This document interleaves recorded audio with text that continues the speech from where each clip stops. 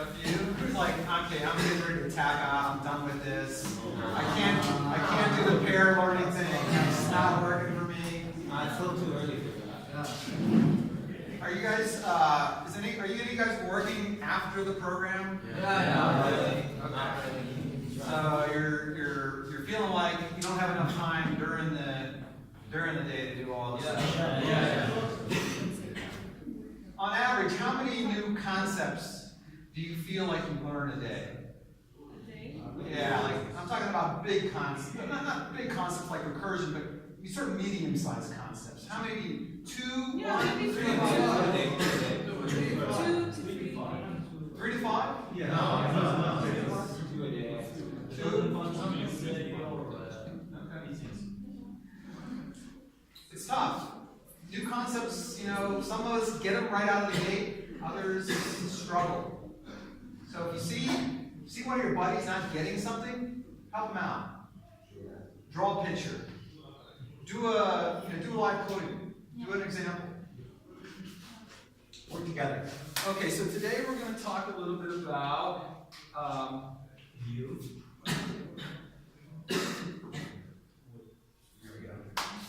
Actually, before we start, are there any questions? Yeah, I have something. Not question, some little bit small thing. Okay. Yesterday, you were like you have these cookies. Yes. So suddenly everyone instead of me and my bear.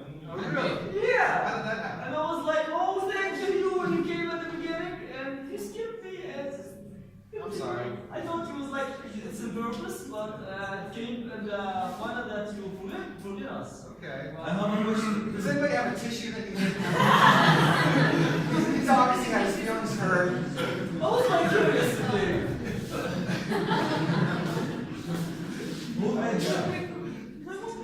Any other questions?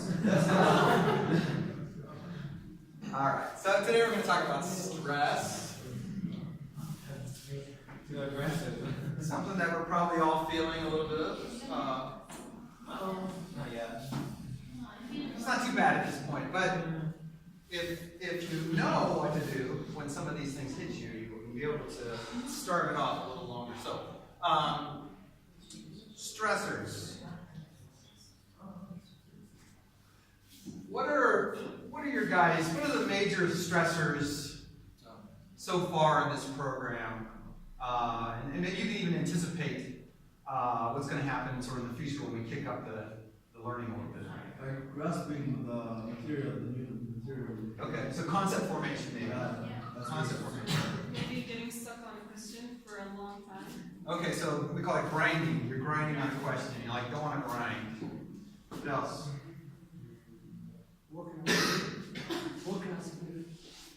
Working with pairs, right? Yeah, you gotta work with this guy. You're like, Jesus, it's stressing me out. Yeah, I get that. What else?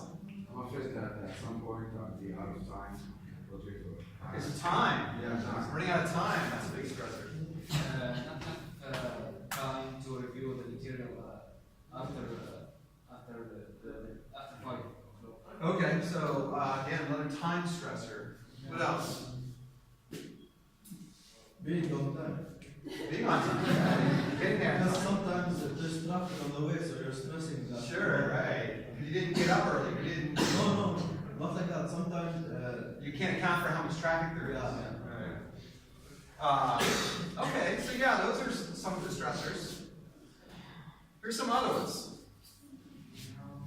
Long hours, right?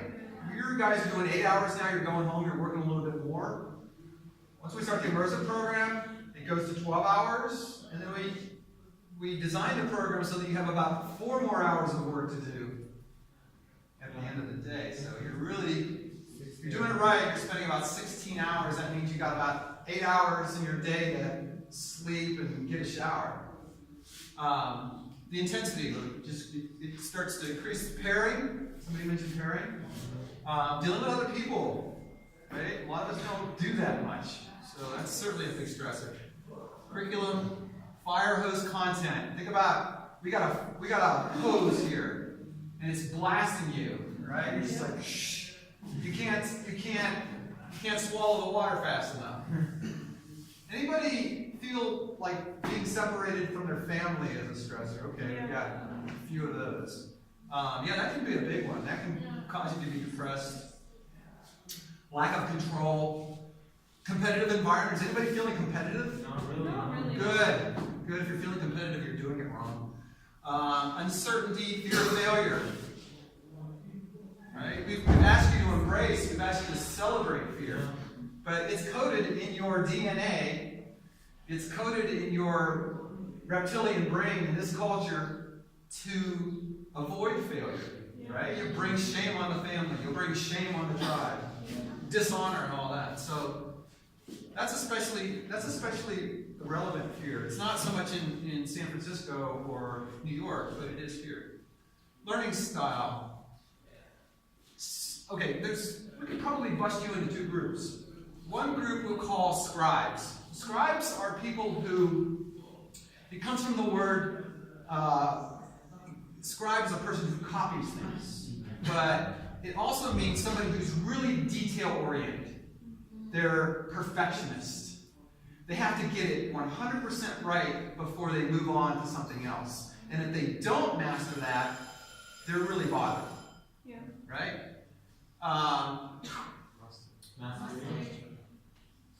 A conjurer, we don't have the word here, but a conjurer is the opposite of a scribe.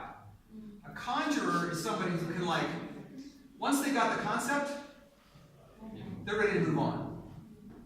Right? So you have, some of you guys are scribes, some of you guys are conjurers.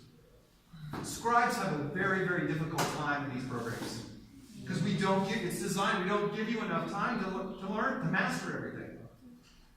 Right? And so that's a struggle, that's a big stressor. It's like, wait a minute, I didn't get React, and now you're asking me to do Angular. There'll be time. You can come back and learn React, but we're trying to get you with these higher level concepts. So, the fire hose, the amount of knowledge that's coming at you, knowledge accretion, this is concept formation, basically. What's going on in your brain, and this is maybe not that important to understand, but you have these things called neurons. These are cells, and all these neurons together are firing, and they're making things called thoughts and feelings and emotions. But what we're doing is you have these neural pathways that are formed, and they're formed by the amount of fat that wraps the base of the neuron, called the axon. So this stuff called myelin deposits. What we're doing in this program is we're moving that myelin to other neural pathways, and we're creating more myelin. That's a very painful process. Concept formation is a very painful process. So, language. You guys are above average in terms of, I think this is cohort 6. Yeah. Probably the best English we've had overall out of all the cohorts. That's gonna play in your favor. And we've noticed this now for 3 years, English definitely correlates with success in this program. So if your English is not quite good right now, try to make every effort to speak, to listen, to learn, to read, and to write English for the next 4 or 5 weeks. It's going to be big rewards, big dividends if you do that. Deadlines, of course, and something that we don't think too much about, but this stuff at the bottom, all of these things increase stress. It gives you a bump initially, but in the end, it's increasing the amount of stress hormone. Does anybody know what the stress hormone is?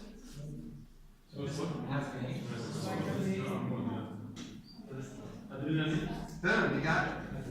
Cortisol is a stress hormone. Your body secretes it. Why does it do that? Why would your body make something that makes you feel bad, that harms you? Well, So you can feel the good things. there's that. Is there any reason why your body would produce something bad? It's a reaction. So like, if it does it, you won't be. So you can know that you're in a position that is stressful now, right? So you think about it. You're walking across the field, and all of a sudden you see this thing move. Yeah. It's got spots. Your You have little, to react. who likes cats here? Cats were genetically engineered by evolution to eat people. Like tigers? Yes, so there was a time, not too long ago, when we had to be very aware of where the spots were moving, because we were about to get eaten. So the body made this stuff called cortisol that caused us to be very stressful, to do something, right, to react. And there was other things it made too, like adrenaline and norepinephrine. Yeah. So anyhow, but these things all increase cortisol. Nicotine, sugar, carbs, fast carbs, not slow carbs. So donuts as opposed to, say, rice. We'll talk more about that later. Elements of stress. What do you think? Stress good or bad? Sometimes it's good, sometimes it's bad. Sometimes good, sometimes bad. Yeah. I like it. Reactions to stress. Some of you guys will recognize this. Alarm, anxiety, you're nervous, fear, depression. Some of you just tap out when you get stressed. I just want to go hide in my bed. Just want to sleep. Shopping confusion.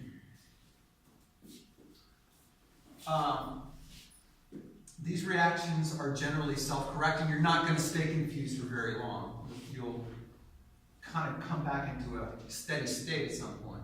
You can't stay depressed your whole life. Resistance. Some of you guys will fight back.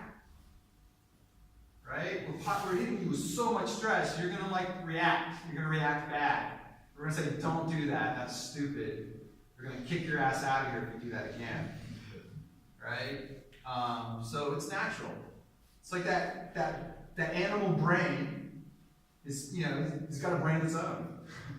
It's making us do stupid things. So just be aware that could be one of your responses. Aggression. This is kind of what happens. You lash out, you withdraw, you kind of get depressed, and then you kind of fixate on that one thing that's ruining your life. And long term, this is dangerous. Exhaustion. This will wreck your day. It'll wreck your health. It starts, that cortisol that your body's producing will start dinging. You'll start nicking your DNA. Right? It starts screwing with your chromosomes. And when that happens, you're screwed. Because your body starts producing cancer. Your body's organs stop functioning in the way that they should. So long-term stress, called exhaustion, bad. It'll wreck your life. So we try to manage stress. In some cases, the stressors are much greater than our resisting force. That's bad. That's going to lead, if this condition continues for a while, what's going to happen? Exhaustion. In other cases, we go through life not really that stressed. We got much more, we don't challenge ourselves. Ideally, we try to find a little bit of, is this balanced? No, this might be just a tad more, right? But it's somewhere in the middle. Right? That allows us to live pretty happy and productive lives. We grow, we learn, and what's happening through the course of the day, through the course of the week, month, year, is it's shifting back and forth. But largely this is the average. That average is not good. That average is not good. So growth equals stress plus rest. You've heard us say that before, right? Stress plus rest. So we don't grow if we just I go to the gym, doing those bicep curls, doing those tricep push downs, doing those lat pull downs, right? Working those lats. What I'm doing is I'm stressing those muscles. I'm tearing them down. Actually, if you look at it microscopically, I'm ripping those fibers apart. It's only when we rest that our muscles start to get strong again. So, it's a function of both of these. You're not going to grow if you just rest. You're not going to grow if you just stretch yourself. But if you combine these two, and you combine them the right way, boom, big things happen, lots of growth. Brain is the same way. Brain's a muscle in that regard. So know that. We've built in a lot of rest for you guys. Every 30 minutes you're resting. If you're doing it right. Driving ahead of you. When you guys get into the immersive, we're going to be taking an hour a day and going out and play. Right? It's rest. We've got the program breaks, we've got lunch, we've got dinner. So we've got a lot of rest programmed in here. So remember that there's no growth in the comfort zone. If you're resting all the time, you're not growing. Alternatively, there's no comfort in the growth zone. Right? It's painful. Some of you guys are growing right now. You guys are growing in ways that you don't realize. Your social intelligence is increasing. Your emotional intelligence is increasing. Your problem-solving capacity is increasing. Your logic is increasing. Your creativity is increasing. Some of that's painful. So we're going to talk real quickly about the four types. There's four main stressors. There's time and task stressors. Somebody mentioned time and task. You don't have enough time. Too many tasks. We're giving you 20 things to do, and you only have an hour to do it. Encounter stressors. Somebody said parent. That's an encounter stressor. They come from having to deal with people. Or deal with staff. You know, other students, staff. This really takes the wind out of your sails. This can really stop your forward progress.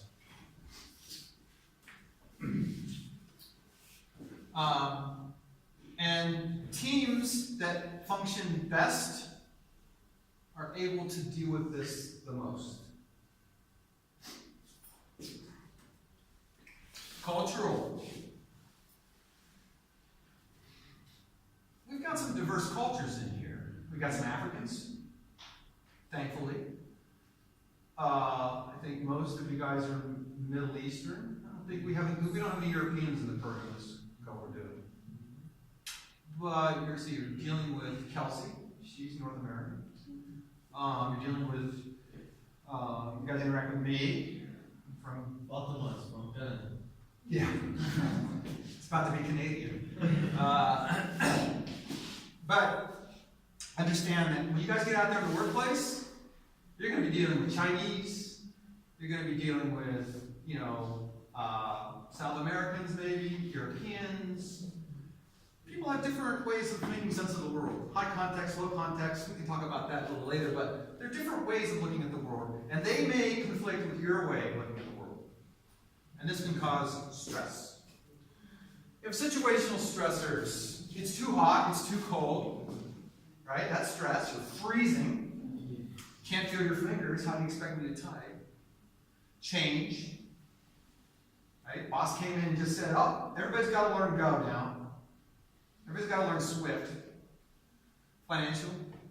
It's a big one here, right? There's not enough money. Yeah. It's a major stressor. And finally, anticipatory stressors. Hate these. Fear of negative outcomes. You expect something, you're disappointed. So these are the four main types of stressors. You're not going to be quizzed on this, but just know that there's different types of stressors. That's the main point here. So eliminating these stressors. For time and task management.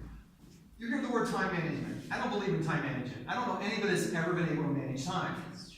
Time is fixed. It goes forward. Right? We can't stop it. We can't start it. We can't stretch it. We can't compress it. It's fixed, but we can do that with tasks. We can eliminate tasks, we can add tasks, reduce tasks. So I like to think about it as task management. But these are things that you can do to help reduce that stressor, that particular stressor, time stressors. Read selectively, so don't read everything. If you've got a bunch of reading to do, read the first paragraph, or the first sentence of every paragraph, you get 60% there. Create lists, help you organize your day and your thoughts. Try to keep everything physically in the same place, so you always know where it's at. Prioritize, of course.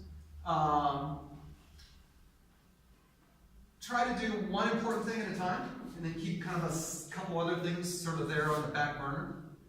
Divide large projects so they're not so overwhelming that they stop you. Pareto's Law, 20% of the work produces 80% of the results. This is very true in software engineering. 20% of the work produces 80% of the results. Hide sometimes. Get away from all the noise. Allows you to focus. Say, I'm going to work on this task from 11:15 to 11:30. Deadlines, of course, make you work faster. You're at the doctor's office. All right, you don't know how long it's going to be. Take your laptop. Establish a routine. This kind of goes to place for everything.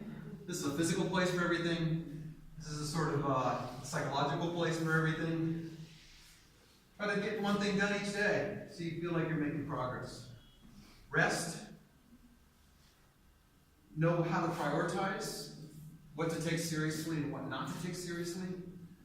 This just comes with practice. This comes with experience. It's also intuition.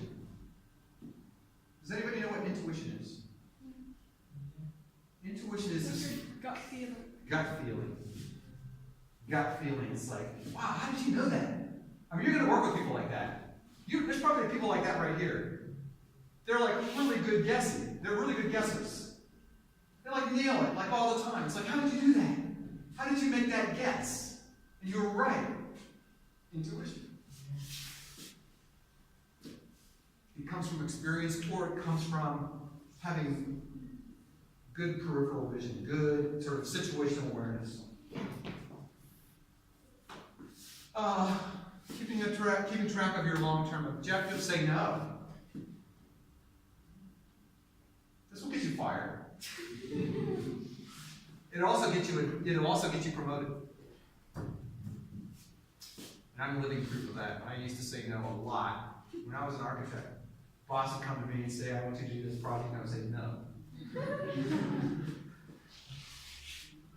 It's like, look, I can do this project that you were asking me to do, but this project's going to suffer.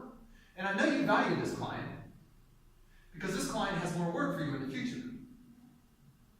Right? So give your boss, if you're going to say no to your boss, Give an explanation. give them a good reason for accepting that no. Reduce your tasks. That's the simplest thing to do. You want to reduce the time pressure? Reduce the task. Or better, as you guys become more senior, give it to your people to do. Delegate it.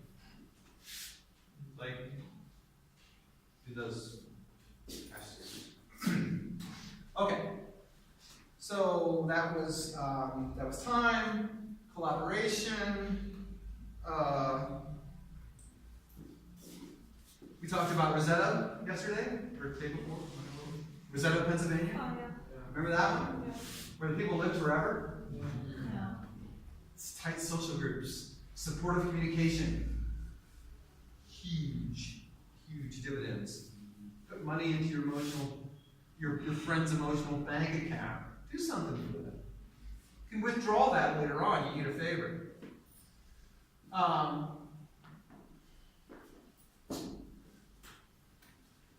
Social and emotional stressors. How to eliminate those? What's a headroom? Say again. What's a headroom? Headroom. No, what's that? Giving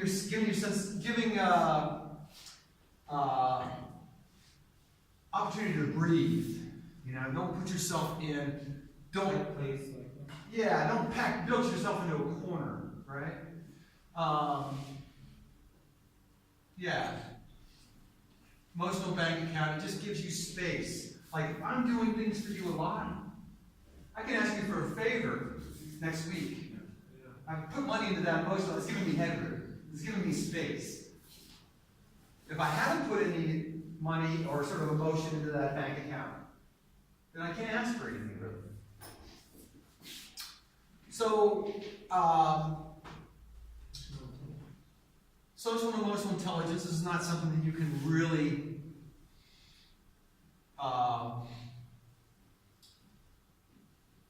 study. See, I'm going to be more emotionally intelligent. I'm going to read a book. That's not going to work. It's getting out there and getting your hands dirty and trying and failing. So it's, and that's what you're doing here. You know what we do. We put two of you together and we start a fight. That's what we're doing. We put you guys together, we start a fight. We give you a challenge you can't solve together. I mean alone. You can do it together. So this is how you can grow emotional intelligence, practical, abstract, blah, blah, blah. Deferred gratification. Does anybody know what that means? Deferred gratification.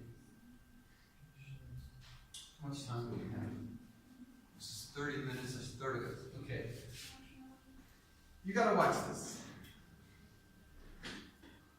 What they did is they gave, this was an experiment that was done at Stanford University. I think it was back in the 70s, 60s.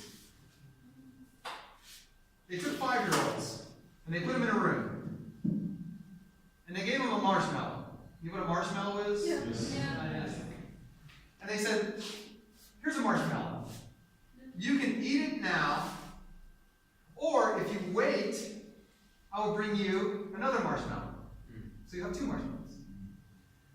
And so the researcher went away and let the kid sit there looking at the marshmallow.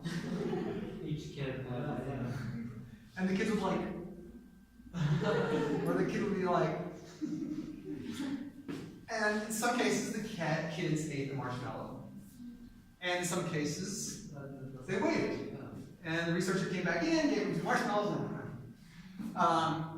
but they followed these kids. They followed them for 14 years. And they looked at their performance across a number of different areas. So they were 5, now they're 19, and they noticed a big difference. The ones who were able to delay gratification. Gratification means something that feels good. You know, if they were able to defer, if they were able to push it back, they were better able to deal with stress. They were less affected by abrasive people or by mean people, right? They were more likely to accomplish their goals.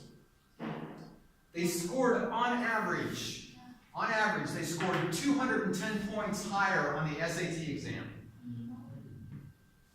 Just because they were willing to wait. Like willpower. Yes, willpower, patience.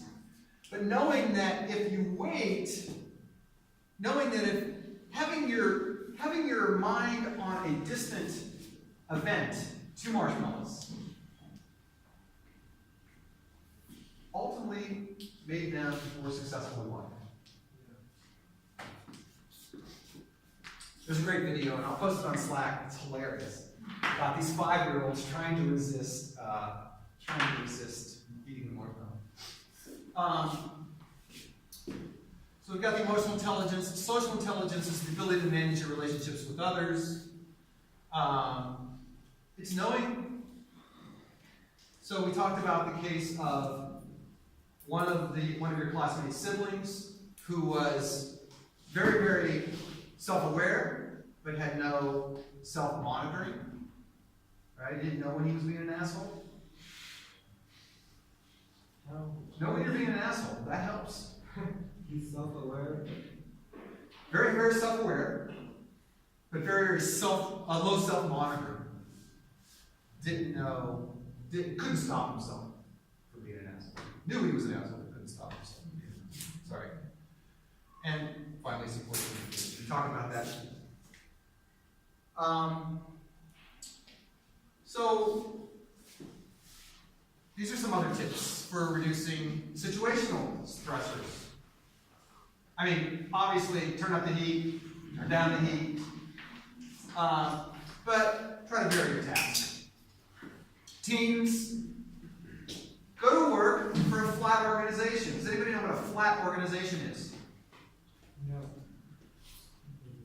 So, traditionally, there were called silos. And there's a very strong hierarchy. There's the boss, there's the managers, and then there's the workers. So the way most tech companies run today is there's teams. And everybody has an equal voice. It's not like the boss is the most important voice. So stay away from those hierarchical organizations. They're going to wreck your day. Go to work for RPK. We have teams. And we all mix. Right? We all share ideas. We cross-pollinate, as we say. Take on more responsibility. That seems weird. But it gives you, in some ways, it gives you more control, more freedom.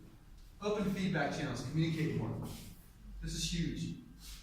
Huge.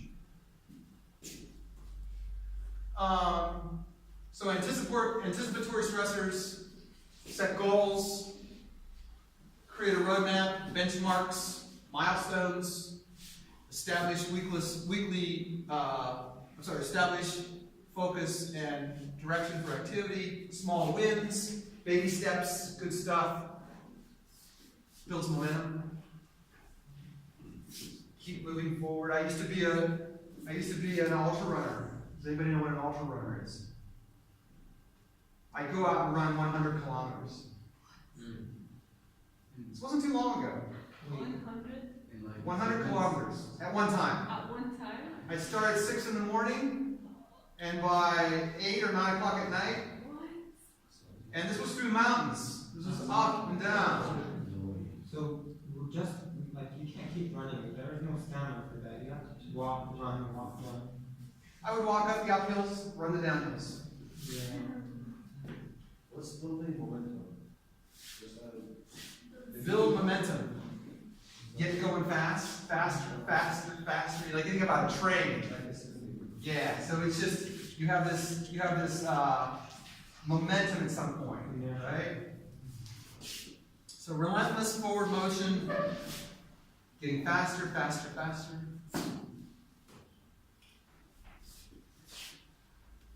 So when I was running for 10 hours, 12 hours a day, 14 hours a day, by focusing on just getting over the next hill, that got me there. Like, at some point, your body's shutting down. It does not want to go. You are like feeling a lot of pain. Exhausting. Your brain is saying, don't go, don't take one more step. But if you can see, I'm just going to go through this hill, I'm just going to get over this hill, and then see how I feel. And then you get over the hill, now you're running downhill. And then you get halfway up the next hill, your body's shutting down again. And you just keep doing that. Money doesn't matter. We had a student last cohort, and he was struggling. And I suspected I was trying to eliminate why he was struggling. And I needed to know what his pain threshold was. Because we have different pain thresholds. I think Ahmed, he interviewed you guys, right? He asked you what your 10 was. What's the most painful thing that you've ever had happen to you? For some of you, it's physical. I had my appendix out, or I broke my arm. Some of you, it's emotional. I broke up with my boyfriend. I lost my father. Right? So what's your 10? And where your 10 is at, it really, some people, my 10 was, I scraped my finger. That's your 10? Yeah, that's my 10. I really had any pain in my life. Okay. So my thinking was this kid his 10 wasn't really a 10. So I had to find out. So I said, I want you to go home I want you to fill up a water bucket full of water and ice. And I want you to put your hand in there, your arm in there, up to the elbow. And I want you to start counting. And I want you to see how long you can keep it in there. Most people can keep it in for about 30 to 45 seconds. And then it's just so painful, you gotta pull it out. Depends on the weather or. It's ice water, it doesn't matter what the weather is. It's ice water. You're surrounded by 0-degree water. Right? It's just sapping the heat out of your body. He came back the next day. I said, how long did you keep it in? He said, 3 minutes. 3 minutes. The brother's pain threshold was really high. So it wasn't that. We can move on to the next thing. Resiliency. Does anybody know what resiliency means? Yeah, sort of. I can't explain it. It's the ability to bend. Right? Somebody pushes on you, you bend. You don't break, you bend. Right? Think of a boxer. Right? A boxer's got to be resilient. He's got to dodge those punches. It's the ability to withstand and manage the negative effects of stress. You bend. And it's also referred to as adaptability. Yeah. To some people, it's the most important quality of the 21st century. Adaptability. The ability to adapt to change. Why? Because things are changing so fast. Half of you guys are driving for Uber. That wasn't even a job that existed 3 years ago.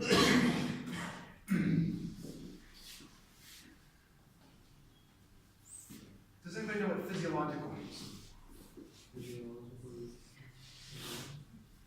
So you got psychological and you've got physiological. Psychological is stuff above the neck. Physiological is stuff below the neck. It's your body. The single greatest hedge against stress is physiological resiliency. When I was going out there and running 12, 14 hours a day, I was pretty darn resilient. I had a strong body. Some of you guys bodybuild? It's building resiliency. That's physiological resiliency. Some of you guys do cardio. Some of you guys do yoga. Some of you guys do aerobics. Some of you guys walk. That's building resiliency. So, cardiovascular conditioning is your single greatest hedge. Hedge means defense, means weapon, protection. Cardiovascular, I know you're like, oh, here's the part where he's going to tell us to go work out. Yeah, this is the part. This is the part. Walk. Just walk. Massive benefits. We can go through all the benefits. Just know there's massive benefits.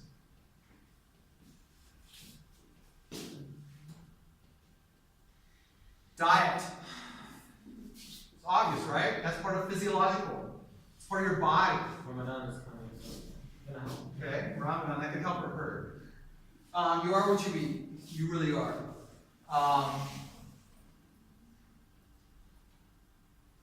So, when you guys hit the immersive, we're going to feed you well. I promise. We're going to get the right balance of carbs, protein, and fat. I make sure that my chef gives me a menu at the beginning of the week, and I check it to see if there's the proper balance of nutrition. If it's not, as a chef, we need to have a chat.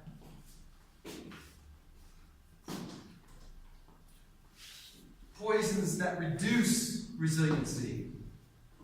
We've already talked about this stuff, right? Caffeine increases cortisol. Absolutely does. Gives you a little lift initially, but in the end, you're nicking your DNA. Why only drink when you are thirsty? So supposed to be the water is Yeah, people drink like 2 liters a day. That's bad. Why? It's because you're diluting the electrolyte balance in your muscles. Right? Only drink when you're thirsty. For those of you that feel like you gotta have a water bottle around, you're wasting. You're actually reducing your efficiency, your body's efficiency. Sometimes I forget to drink water. Yeah, we can just first ourselves without noticing. It's hard to forget to drink water. Your body will remind you when it needs water, and that's called thirst. Yeah. Yeah, Yeah. right? It will absolutely, some of you guys are camels. What's a camel? We go through the day without Saving water, water. drinking water, was so thirsty. Maybe you are up the edge, Maybe you are suffering. Your kidney or your. Of course, if you're working out, if you're doing something stressful, absolutely. Take liquids.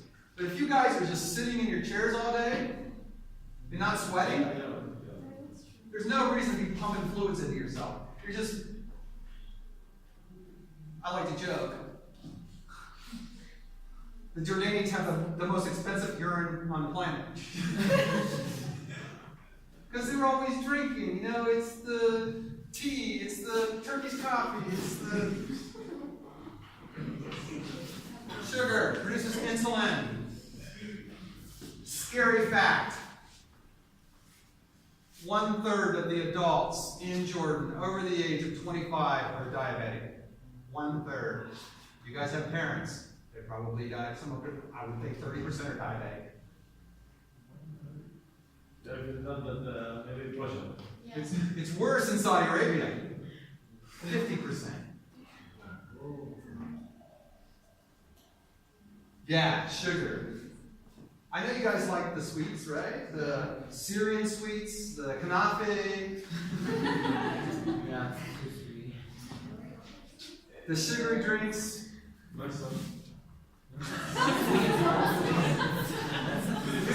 Who's putting sugar on their man's side? Somebody needs to talk to that guy. All these things contribute to stress, depression, anxiety, irritability, like, leave me alone. Yeah. Go away. Metabolic syndrome is diabetes, heart disease, high cholesterol. Killers. Smoke. Who smokes? You know, right? I don't have to tell you. You guys know this. Affects the brain and increases your attention level. And salt. You guys dump so much salt on your food. You guys are killing yourselves. Seriously. Cut back on the salt and alcohol. Right? I know you guys are just like going home, getting drunk every night. Every night, especially after work days. We don't have to worry about that one. But you guys may get a job at some point in a culture where they drink a lot more. You just realize that isn't true. So, got one more slide. One more slides. This is a good, I'll post this stuff on Slack, but this is a good, yeah, it's the anti-inflammatory pyramid. It's actually, inflammation is the body's way of sort of reacting to stress. Things swell up, organs swell up, small tissues swell up, blood vessels swell up. All this reduces your efficiency, but at the bottom, of course, the good stuff, fruits and vegetables, grains. You guys eat a lot of rice, that's good. Yeah. Little bits of meats. Very top, healthy sweets, dark chocolates, that sort of thing. But you want to eat most of your stuff. Most of your diet should be in this range right here, and to a lesser degree up there. Very important. Like, why are you talking about nutrition? This is a computer science. This is all tied together, guys. Trust me on this. Trust me, this is important. Did that one. Other strategies. Oh, yeah, this is good. Meditation. You guys already started this? Yeah. To reduce stress. I don't know if you guys have felt this yet, but if you guys get in the practice of doing meditation, yoga, conscious breathing, it will take the cortisol levels down. I promise. Does anybody pray? Yeah, I was just gonna say praying too. Praying, right? You guys feel like a little lift after you pray? Same thing. It's working on the same structures. Mindfulness, the guided meditation, feedback exercises.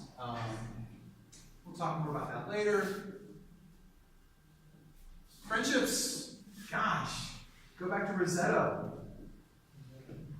What will happen is over the course of the next 3.5 months, you guys are going to become a family, Yeah. right? Because you guys are sharing each other's pain. This is going to help you a lot. For those of you that resist that, it's like, I don't want to be your friend.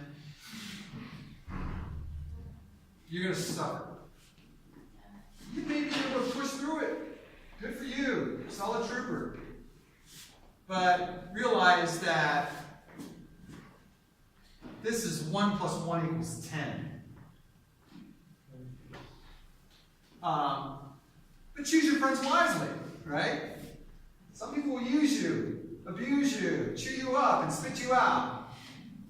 Don't be friends with those people. If they've got bad energy, if they're always dumping on you, probably not the best person to hang out with. Hang out with people who celebrate life. Right? Stop trying to impress, nobody cares.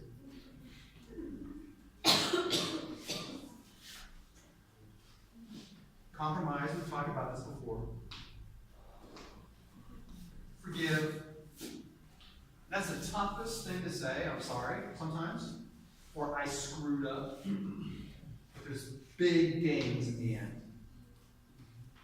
I had a big project once, totally screwed it up, went to my boss, I messed up, I'm sorry, we probably lost the client on this. He's like, thank you. I understand that everybody, fails. Get back and do it better next time. We built trust in that conversation. I thought I was going to get fired. Really, I was ready to get my ass canned. But I built trust by being honest and by forgiving myself in that case. Blogging? Is anybody blogging yet? Yeah, blogging. Gosh, good. Ben Franklin, we talked about that. Pets. Who likes cats? So they eat humans. These are things we can do to relieve stress. Music. We've got some people in here musical. Break into a song and pull the rest of you along with you. I mean, do that. That is huge.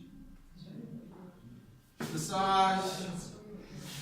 Boys, boys, girls, girls. Don't. Dancing. Gardening. Get your fingers in the dirt, growing stuff. Does anybody like to garden? Grow stuff, plants? It can be very therapeutic. Very cathartic, as we say. Cathartic means it's reducing your stress. Sleep.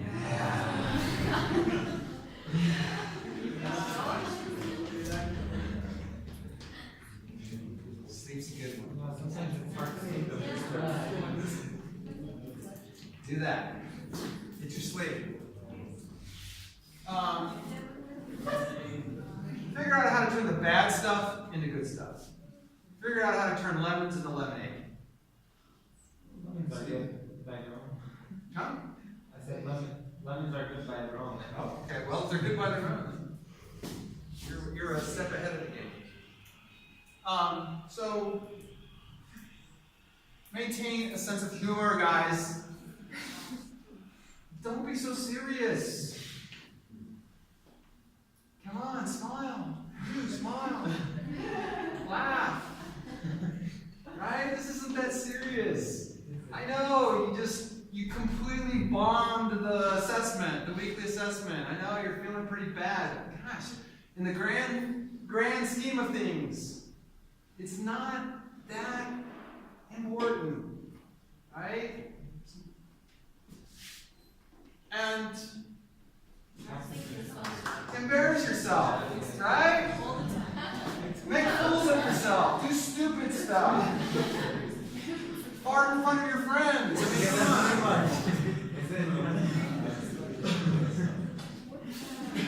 Does anybody recognize somebody in that picture? Why would What? Is it you? Isn't it that? Is you